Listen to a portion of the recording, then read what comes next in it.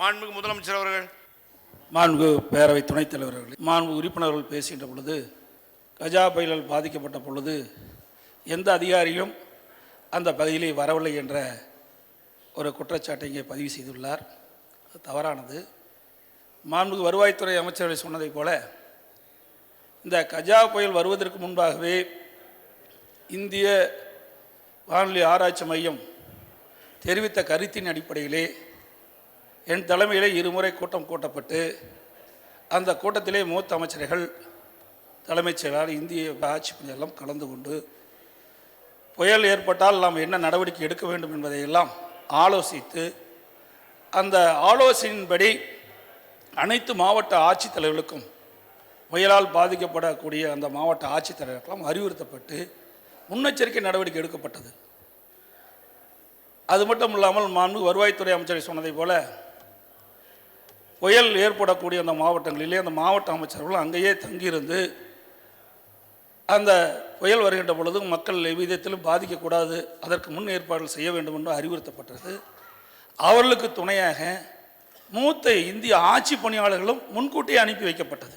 அரசு முன்னெச்சரிக்கை நடவடிக்கை எடுக்க காரணத்தினாலே அனைத்து மின் இணைப்புகளும் புயல் அடிப்பதற்கு முந்தைய நாள் 6 மணிக்கு நிறுத்தப்பட்டு விட்டது. மின்சாரம்லாம் நிறுத்தப்பட்டு விட்டது. போக்குவரத்து இயக்கப்படுவதெல்லாம் நிறுத்தப்பட்டு விட்டது.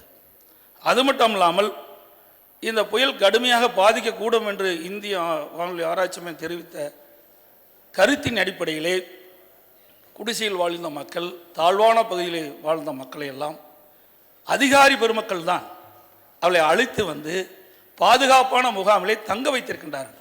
கிட்டத்தட்ட 81,948 நபர்கள் 471 முகாமிலே முன்னெச்சரிக்கை நடவடிக்கையாக அவளை தங்க வைத்ததன் காரணமாக உயிர் சேதம் பெருமளவு தடுக்கப்பட்டிருக்கின்றது. ஆகவே அதிகாரிகளும் வந்த காரணத்தினால தான் இந்த நடவடிக்கைகளும் எடுக்கப்பட்டிருக்கின்றது.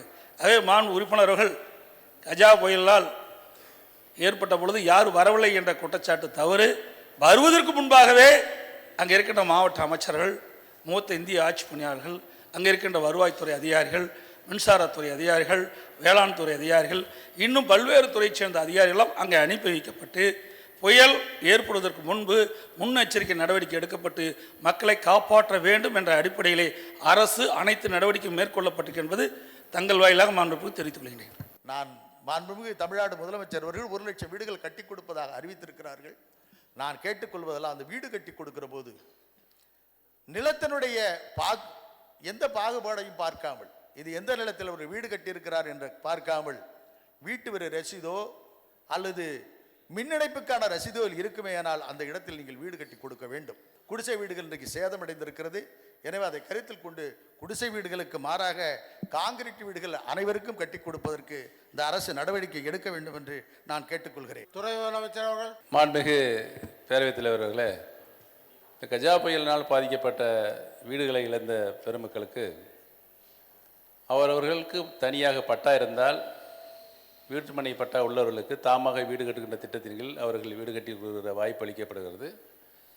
பட்டா இல்லாதவர்களுக்கு மாவட்ட ஆட்சித்தலைவர் நிலங்களை கண்டறியப்பட்டு அதன் மூலமாக அவர்களுக்கு அடுக்குமாடி வீடுகளாகவோ அல்லது இண்டிவிஜுவல் வீடுகளாகவோ அரசின் மூலமாக அரசின் நிதியை பெற்று கிட்டத்தட்ட ஒரு 8 லட்சம் மதிப்பில் அவர்களுக்கு வீடுகள் கட்டுகின்ற பணி நடைபெற்று கொண்டு இருக்கிறது. இதுவரை 18,000 வீடுகள் நாகப்பட்டினம் மாவட்டம் கீழ்வேலூர் தொகுதியில் மட்டும் கண்டறியப்பட்டிருக்கிறது.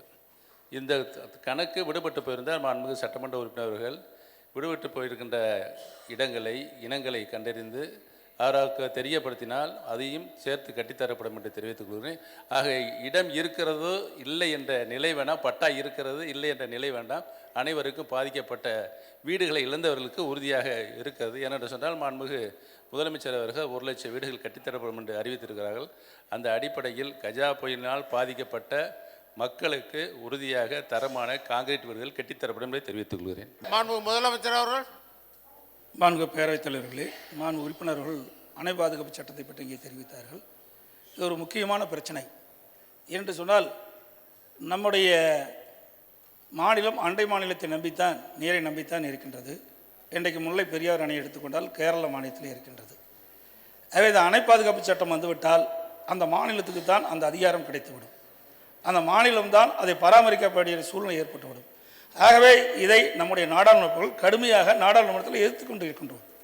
இந்த அணை பாதுகாப்பு சட்டம் நிறைவேற்றக்கூடாது. இந்த அணை பாதுகாப்பு சட்டம் நம் மாநிலத்துக்கு மிகவும் பாதிப்புக்கு உள்ளாகும் என்று நம்முடைய நாடாளுமன்றத்தின் மூலமாக நாடாளுமன்றத்தில் குரல் எழுப்பிக் கொண்டிருக்கின்றோம்.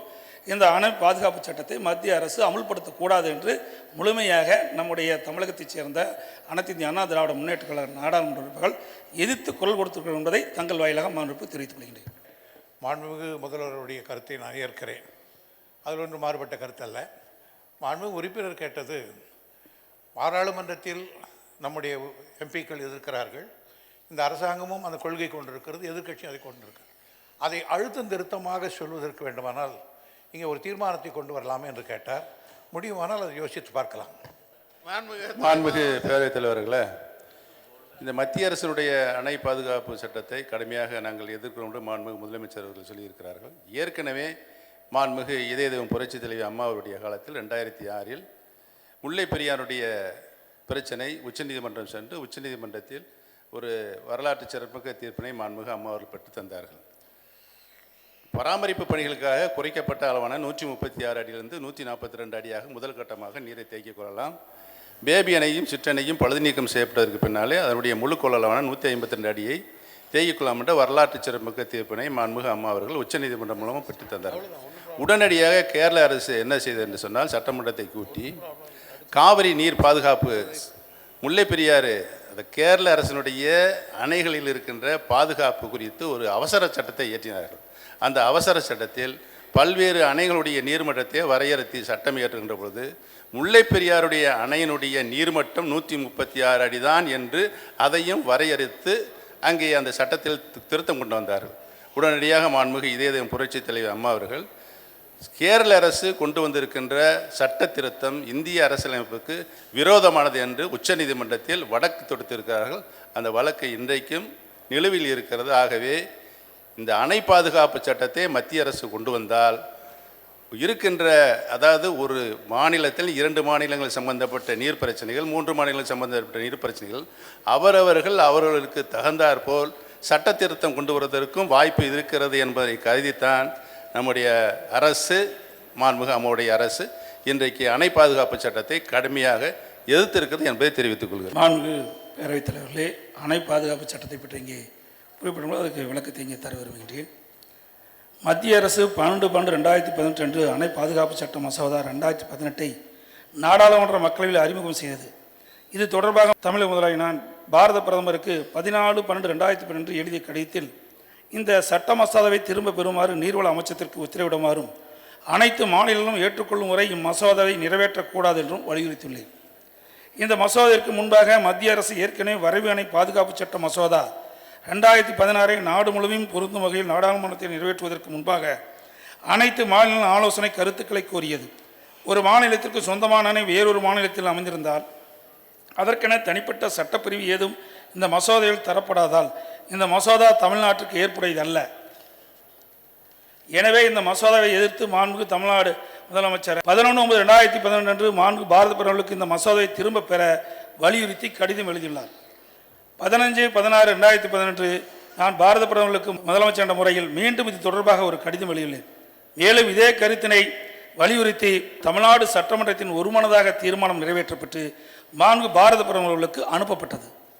ஆனால் தமிழ்நாடு சட்டசபையில் 26/6/2018 அன்று தமிழக மக்களின் கருத்துக்களை வலியுறுத்தி நிறைவேற்றப்பட்ட தீர்மானம் கவனத்தில் எடுத்துக்கொள்ளப்படவில்லை என்றும் தனது 14 தேதியிட்ட கடிதத்தில் தெரிவித்துள்ளேன். அணை பாதுகாப்பு சட்ட மசோதா 2018 பிரிவு 23(1) படி ஒரு மாநிலத்திற்கு சொந்தமான அணை வேறொரு மாநிலத்தில் அமைந்திருக்கும் பட்சத்தில் அந்த அணை தேசிய அணை பாதுகாப்பு ஆணையத்தின் கட்டுப்பாட்டின் கீழ் வரும். தமிழ்நாட்டிற்கு சொந்தமான முல்லை பெரியாறு, பரம்பிக்குளம், துணக்கடவு மற்றும் பெருவாரிப்பள்ளம் ஆகிய 4 அணைகளும் இரு மாநிலங்களுக்கு இடையேயான ஒப்பந்தங்களின் அடிப்படையில் தமிழக அரசால் கட்டப்பட்டு இயக்கப்பட்டு பராமரிக்கப்பட்டு வருகின்றன. இந்நிலையில் இந்த அணைகளை தேசிய அணை பாதுகாப்பு ஆணையத்தின் கட்டுப்பாட்டின் கீழ் கொண்டு வந்து அணையின் மேல் பகுதி மற்றும் கீழ்ப்பகுதியில் அமைந்துள்ள மாநிலங்களின் பிரதிநிதிகளை கொண்ட குழுவை அமைத்து தமிழ்நாட்டின் உரிமைகள் தலையிடுவதாகும். இது அரசியல் சாசனத்திற்கும் கூட்டாட்சி தத்துவத்திற்கு முரணாதாகும். எனவே அணை பாதுகாப்பு மசோதா 2018 பிரிவு 23(1) அணை வேறு மாநிலத்தில் இருந்தாலும் எந்த மாநிலத்திற்கு சொந்தமோ அந்த மாநிலத்தின் மாநில அணை பாதுகாப்பு அமைப்பின் கட்டுப்பாட்டில் இருக்கும்படி திருத்தம் செய்யப்பட வேண்டும் எனவும் கடிதத்தில் வலியுறுத்தியுள்ளது. மேலும் முல்லைப் பெரியாறு அணையின் மீதான தமிழ்நாட்டின் உரிமையை மாண்பு உச்சநீதிமன்றத்தின் அரசமைப்பு அமர்வு 7/5/2011 வழங்கிய தீர்ப்பில் உறுதிப்படுத்தப்பட்டுள்ளது என்பதையும் தமிழ்நாடு முதலமைச்சர் என்ற முறையில் 14/12/2018 தேதியிட்ட கடிதத்தில் சுட்டிக்காட்டியுள்ளேன். மேலும் அணையை பராமரிக்கும் அதிகாரிகள் மற்றும் பணியாளர்களுக்கு அணையின் பாதுகாப்பு மற்றும் பராமரிப்பு பணிகளை மேற்கொள்ள ஏதுவாக அணை அமைந்துள்ள காடுகள் வனவிலங்குகள் சரணாலயத்திற்குள் சென்று வர முழு உரிமை அளிக்கும் வகையில் பிரிவு 23 கீழ் ஒரு துணை பிரிவினை கூடுதலாக இந்த மசோதாவில் சேர்க்க வேண்டும் எனவும் 14/12/2018 தேதியிட்ட கடிதத்தில் குறிப்பிட்டுள்ளேன். எனவே அணை பாதுகாப்பு சட்ட மசோதா 2018 திரும்ப பெற்று தமிழ்நாட்டின் உரிமையை நிலைநாட்ட தமிழ்நாடு அரசு தொடர்ந்து நடவடிக்கை எடுத்து வரும் என்பதை இப்பேரவைக்கு தெரிவித்துக் கொள்கின்றேன். இந்த வீடியோ உங்களுக்கு பிடிச்சிருந்தா ப்ளீஸ் லைக் அண்ட் ஷேர் பண்ணுங்க. மறக்காம எங்க சேனலை சப்ஸ்கிரைபும் பண்ணுங்க.